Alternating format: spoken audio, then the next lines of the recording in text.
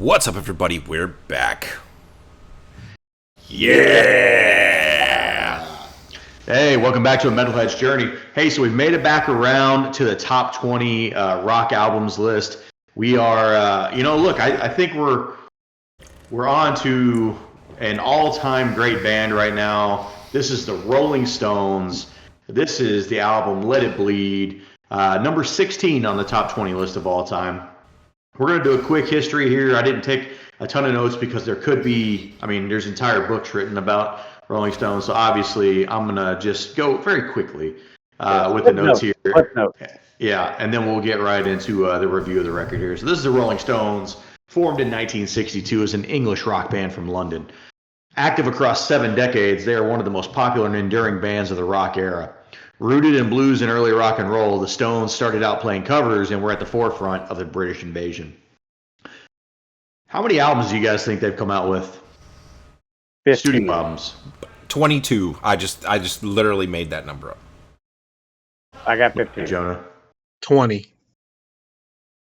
The band has released 31 studio albums, including their most recent album, Hackney Diamonds, released in 2023. They have sold over 250 million records worldwide. They've won 3 Grammys and a Grammy Lifetime Achievement Award. They were inducted into the Rock and Roll Hall of Fame in 1989. Let It Bleed, released in 1969, is, I think, the band's 12th studio album. The album was a return to the group's more blues-oriented approach, but also had influences from gospel, country, and rock. The album was recorded during a period of turmoil in the band.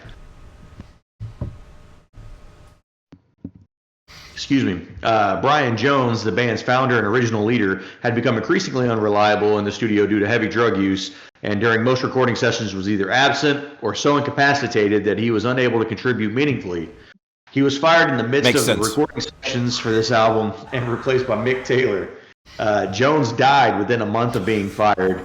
He contributed to only 2 songs, playing backing instruments.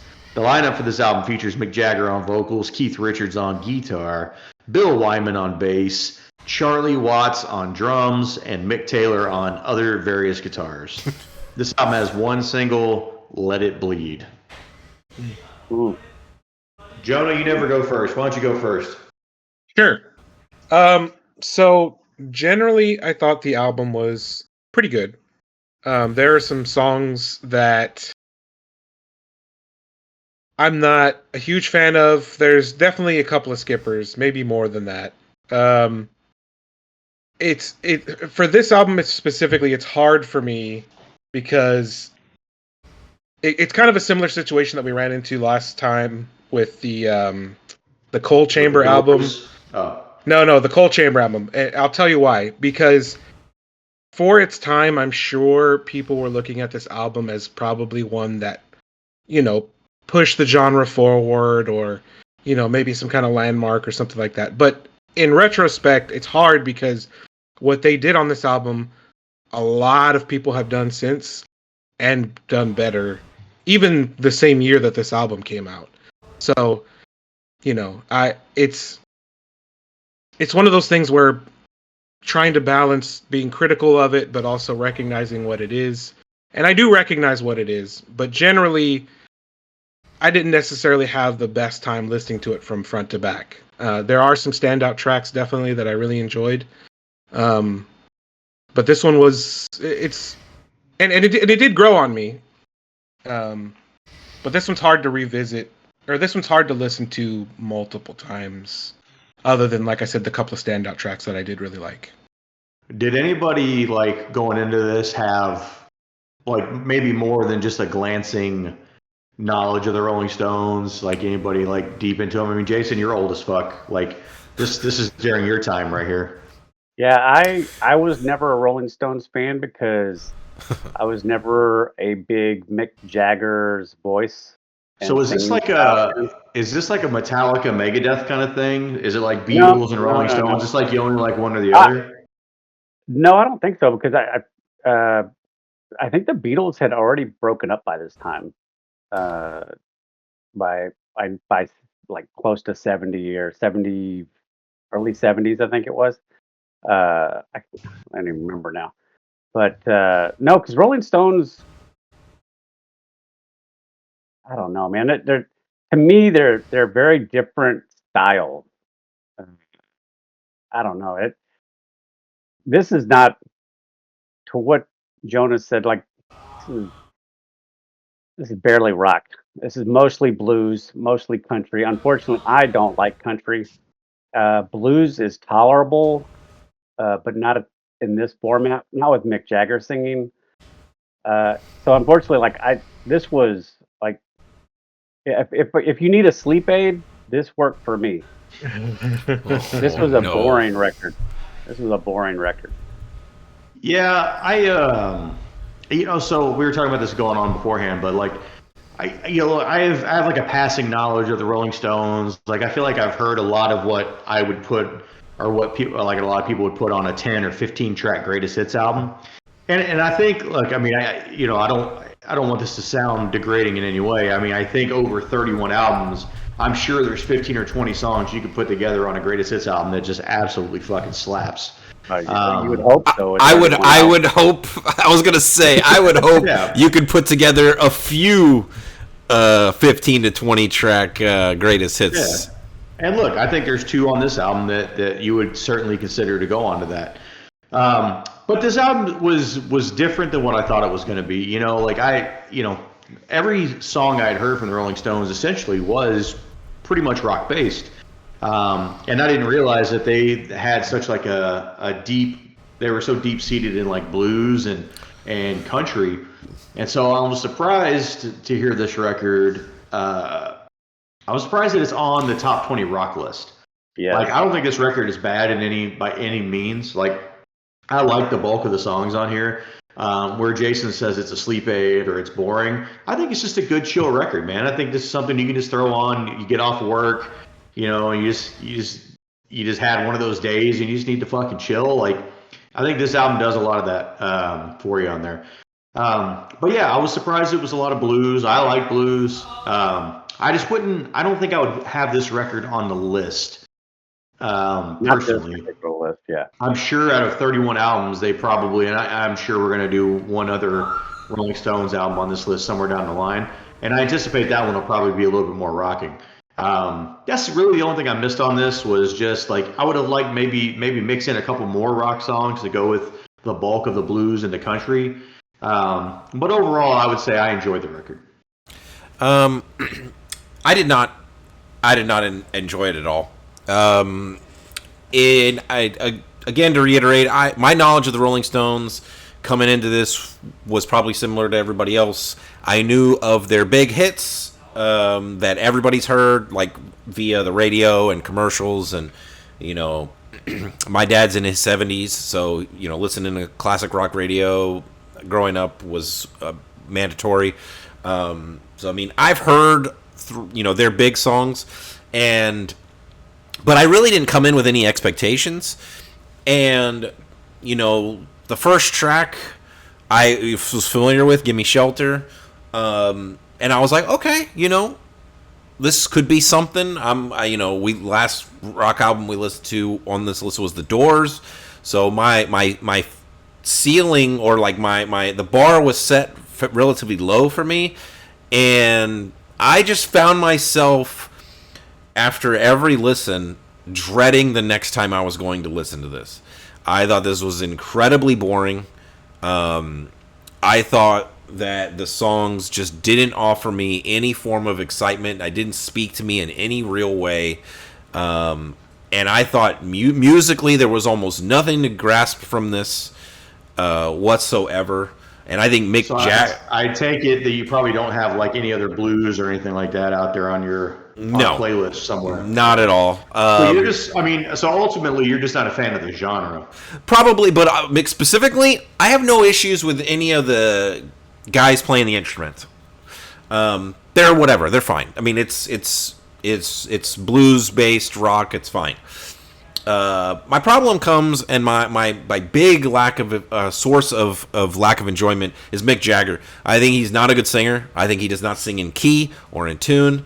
I don't think he has a particularly good voice. You could say it's memorable or endearing, and that's fine. If you grew up with this or if you grew up listening to them, that's fine. It's unique. I will concede that. But I don't think he's a very good singer. If he may be a talented frontman who likes to, ham it up or, in the crowd, that's fine. That's what frontmen do. But on record, I think he detracts from the experience in most cases for me. It's funny. I didn't have that experience at all. Like, I mean, look, I'm not saying I pinpointed 10 moments where he was like, the best thing to ever happen to vocalist ever, but there was never a moment where I listened to it and thought, man, this guy sucks. Like, the vocals didn't stand out, but they didn't stand out. They didn't stand out one way or the other for me. I have one song in particular when we get there, in which like that was just personified my disdain for his vocals. Oh, go ahead and do it now because we're going to skip the cut down. Okay. Well, if you want to take the worst song on this album, in my opinion, it's "Love in Vain." That song sucks. The second track, and it starts off with a nice, clean acoustic open, and then as soon as Mick Jagger starts singing, it's all over the place. And look, I don't think me or Dave are saying he is the worst singer to ever front a band, but I don't think I think Dave said that verbatim a second ago.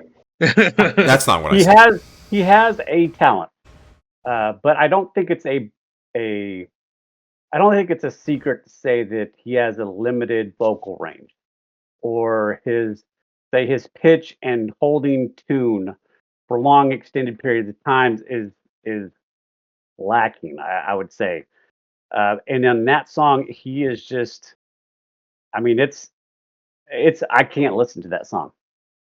I mean, he's certainly not Robert Plant, but I mean, I would say this: the best sung song on here, when I looked it up, was the song he didn't sing. Which one? It's the "You Got the Silver," track 7. Keith Richards actually sings the entire song. They did redo the song with Mick Jagger singing, and they cut that shit. Yeah. Fair enough. Yeah, I think Mick Jagger is a detriment to this band, at least from my perspective. I don't enjoy his vocals at all.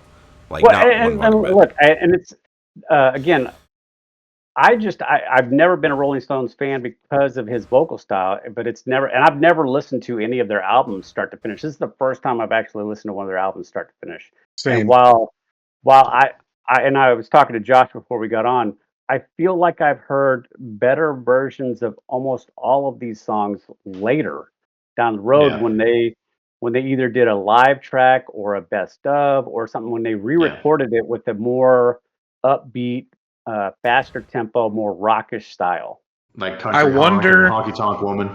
Correct. I wonder if this album would have turned out differently if it wasn't for like the tumultuous recording process. Like maybe it would have been better. Because one of the things that stuck out to me about this specifically, and I can see why, especially Dave doesn't really like it, is it's got not only is it bluesy, but it's almost like they're just kind of having a jam session and just kind of some of the songs they just kind of riff on it, and like they'll like the Midnight Rambler.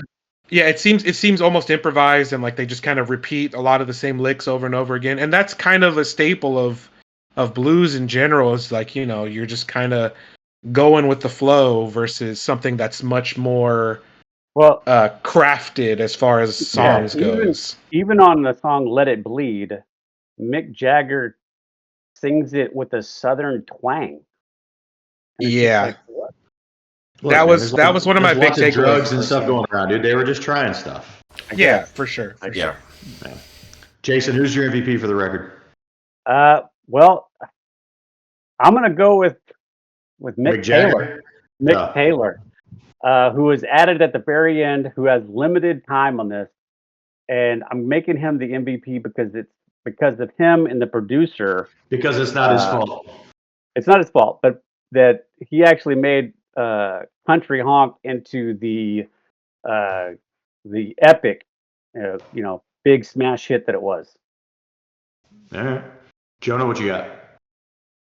For me, it's going to be Keith Richards, only because he did sound good in some certain parts on this album, but the fact that he had to kind of step up when the other guy left, and given what they were going through and whatnot, I feel like it turned out pretty all right.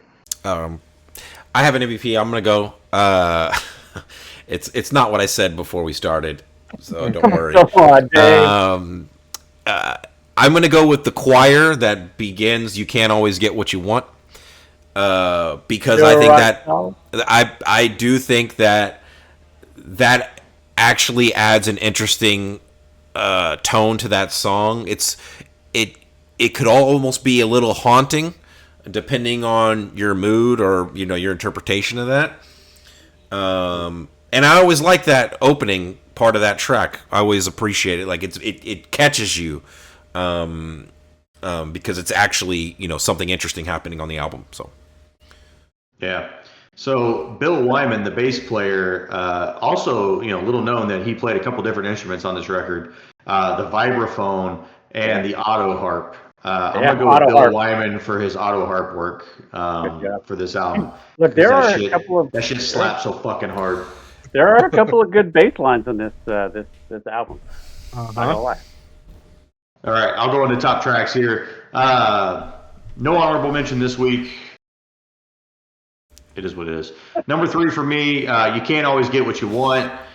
Today's Point, right? Night. I really dig the opening. It's a long song, almost 8 minutes. But I was always, I wasn't looking forward to it because it was the end of the record. I just found myself looking forward to the song because it's a really good song. Number 2 for me, the title track, Let It Bleed. Just a good jam, man. I like it's just nice and laid back, and I like it. And then number 1, look, it's the most known song from this one. I've heard it a bunch of times. If you've watched any Martin Scorsese movies, you've heard this song a million times. Give Me Shelter. Pretty good. It's easy for me. I only have 2 top tracks, and it's the bookends of this album.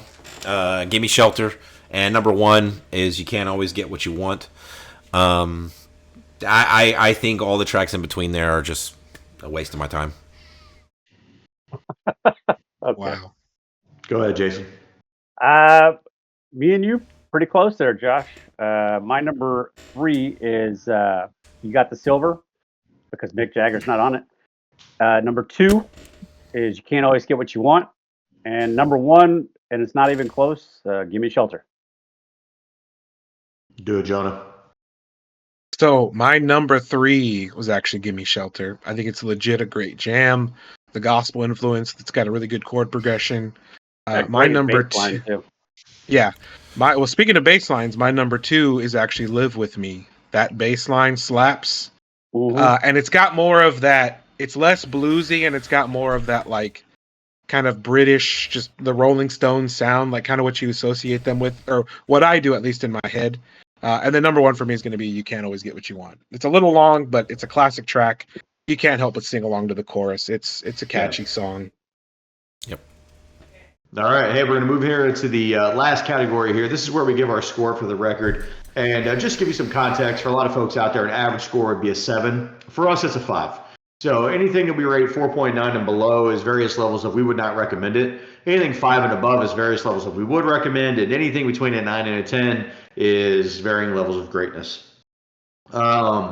Dave, since I am quite certain you'll be the lowest score here, why don't you go ahead and go first? So if you've made it this far, I've been dogging this record pretty hard, but I will say I'm reeling it back a little bit. Some of that is just for fun, but I did not enjoy this record, and I do think there are many other examples of rock and blues-based rock that are better than this. I acknowledge this is mostly not for me, and just not something that I was able to decode in my brain. So that being said, though, I am coming in at a 4.4. You know, I'm not going to say that this record is trash, although you know a lot of people would think that score is trash. Although your scorer would say so. No, 4.4 is not trash. It just means that I didn't enjoy it. It's not for me. What'd you give the Doors? 5.1. You're telling me. You think this is worse than the Doors? I do. God, you're dumb. I do. You are honestly, you're the absolute fucking dumbest person I know. I'm embarrassed to know you right now.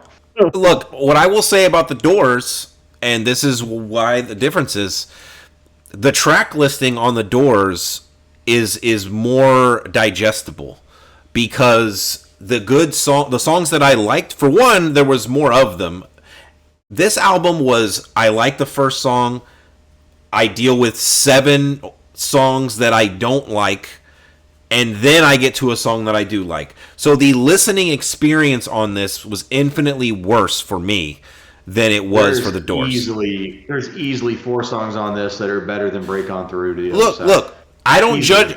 If I judged my albums like Jonah or Jason does, where I individually score the songs and try to rate them in a vacuum, maybe this would score higher than the Doors. But how I judge these albums is based on listening experience from start to finish. And for me, this listening experience is infinitely worse, which is why it gets a 4.4. That's how I review. You guys review however the fuck you want. How's your microphone working when it's pointing straight into the sky? Oh, you're using your mic in front of your face. I see. That's I'll right. go next. Listen, we're going to hire a producer to edit out everything Dave said because that was just absolute trash. Look, this album is, I'm not saying this album's great by any means, but it's better than the Doors. Jesus Christ. I'm going to come in at a 6. I felt like there is some high highs on this. Trashing Overall, me for my score, and your score is not even 2 points higher. Give me a break. This dude was acting like he was bricked up for this album, and he gave it a 6. Get the fuck out of here. Anyway, it's a 6. Go ahead, Jason. Do it. Yeah. Look, I've been sitting on the fence here on what this score is, but in the end, if I say that I am trying to introduce somebody to rock, I can't, with good conscience, recommend this album. So I gave it a 4.9. Just for good measure, Jason also rated this worse than the Doors album. Get fucking wrecked, Josh. So, but listen, but you're Barely. Yeah, okay, but your reasoning is trying to recommend it to somebody for rock. I mean, what if you're just recommending the album? Like, it just happens to be on this rock list, but like, why are you holding it back because you wouldn't recommend this as a rock album? I guess My individual scoring is right in the borderline of a 4.8, 4.9 to say a 5.3. So I have a buffer in there where I have to make a decision. And ultimately it comes down to I just could not in good faith recommend this to somebody unless they were into blues or country. Yeah, Like, that makes I- sense. And even then, I mean, there's better country albums than this. I mean, we heard a great country song last week, way better than any of this country stuff. I mean, I'd rather listen to Garth Brooks than this album. Anyway, I just can't on a show where 2 people say this is worse than the Doors record. I'd rather listen to Shania Twain than this album. Dude, Shania's great. Anyway, let me bring it home real quick, okay? Jonah, come in with your This 5.7. No. This album did grow on me, and I do appreciate the blues, the gospel, essentially all of the music genres that they appropriated from, certain groups in the late 1960s, but we're not going to get into that. So I do appreciate it, and there are some moments on this album that I genuinely liked, and there's, my top 3 I think are genuinely pretty good songs, pretty good to really good, varying.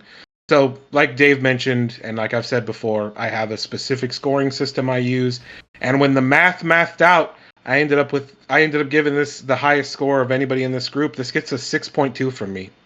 Wow. There we go. Oh I yeah. think it's so much better than the Doors. Like, not even close. Better than the Doors. You know, Like, you want to talk about a snooze fest? You want to talk I'll about say a this. boring album that This album is actually sleep at? listenable. I think me there are and moments Dave- on this album where I actually feel the energy of the music and like, it makes me want to move. No. But like, No. man, Oh come No, on. it doesn't. No, like move to the bed with a soft pillow. dude, No. I multiple times tried to listen to this in the car. The only time I was able to force this album down my throat is at work, where I was just sitting there with the headphones, forcing myself to listen to this. Putting it in the car when I'm driving on the freeway, dude, I don't want to die in traffic, passing out and running into somebody. Like, give me a break, dude. Look, I listened to this Sunday on the drive home, middle of the day, 2:00 in the afternoon, and I'm yawning in the truck. This album is. I mean, I'm listening to all kinds of music. No, I mean, look- What is yawning indicative of? well, it made me yawn like 25 times on the drive home. Look. Dude, At the end of the, I can't wait to give the Beatles a 2, and I can't wait to give Train of Thought a fucking 2. Dude, I am gonna look. jump all Well, that's over these because records. you're Let's not get ahead of ourselves. That's because you're vindictive and you just give out scores to spite people, even though I don't even care about other people's opinions. Look, at the end of the day, you guys won anyway. You get your entire opinion off of Reddit. Okay. Here we go. All All right. What did this score against the Doors? This got a 5.38. Doors got a 4.95. So I mean, you got your way anyway. I think that's fair. Look, I don't have a Totally problem fair. with that score. I don't have a problem with that score. This comes in at a my C. scores for both are very close. Look, at the end of the day, the problem is that we started this rock list off with Rush, moving Queen, Dude. and Boston, and so Yes. like Yes. that's the problem. And now we've gotten two albums that I think we can all agree, even though we bicker because it's fun, but we got two albums that have not met those standards at the end of the day. Not even Then we close. got Jimi Hendrix coming up next, which I'm not entirely sure this album's gonna live up to it. But then we go on a nice run for a little bit. The thing with Jimi Hendrix is his highs are high. Yeah. Some of those lows I think are going to be rough to get through. I predict that he will score better than these two albums, which is obviously that's not a hot take. Mainly because at least his music is guitar driven, Yes. which I think is going to be a little bit more in our wheelhouse, but we'll see. All right. Well, hey, if this video is in your wheelhouse, go ahead and hit the like, hit the subscribe. We're putting out weekly metal content right now. We got metal reactions, metal reviews, this is rock content. So we actually do rock reviews too. Hey, in the meantime, live long and prosper. Take it easy, everybody. Later. Peace.